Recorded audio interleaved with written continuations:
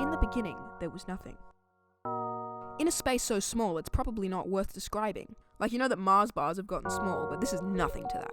So small, a single-cell bacterium could float by without batting an eyelid, if it had them. Let's not forget the temperature. If you think the sun is hot, my god man, get a grip. Imagine the thermal energy of every star in the universe packed into a space smaller than a tic-tac and see if you bring a jacket. So in the beginning, that was it. More energy than you can possibly imagine packed into a space smaller than your mind can conceive. Well, this is going well. So why was all this boundless energy there? And why was it so tiny?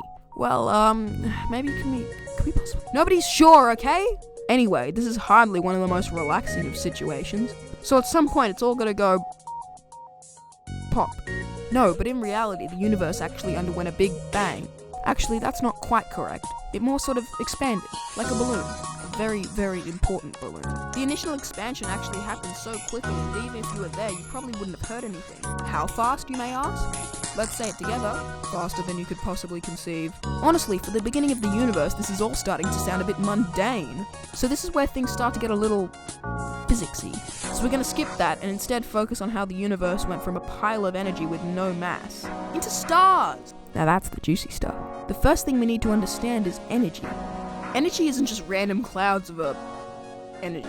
Depending on who you ask, energy exists in little packets. A bit like Skittles at the cafe for only $3.20. These little Skittles are called photon particles. So when I mention a photon, I actually mean a little packet of energy. Alright, thanks for coming. Remember to grab a textbook on the way out. No!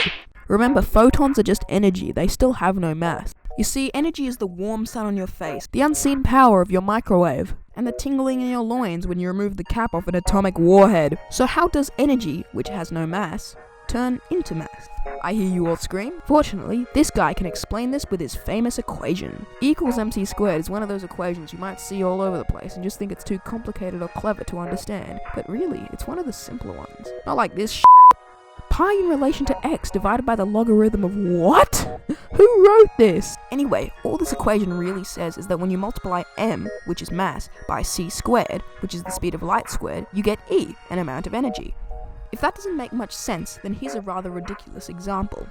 Let's say you wanted to make 1 kilogram of gold from nothing but pure massless energy so you can buy that graphics card you've been after. E equals mc squared just tells us how much energy is needed to make that much mass. So let's do it! In this example, we want to make 1 kilogram of mass. So we substitute m with 1. C, which is the speed of light, is just how fast light travels inside of a vacuum, and no, it's not the same as the one you clean your carpets with. Fortunately, someone very smart has already measured the speed of light, and it's... almost 300 million meters per second. So we take that one from before and times it by this ridiculously large number to get our amount of energy to make that kilo of gold. So we'll put that into a calculator. 90,000 trillion joules. Now that doesn't seem like much, so let's put it into perspective. The largest nuclear power plant in the world is the Palo Verde plant in Arizona. So after crunching some more numbers, we get 2.5 years. Now that may not seem like much, but that's just 1 kilo. Where would we get all the energy to make an entire universe of matter?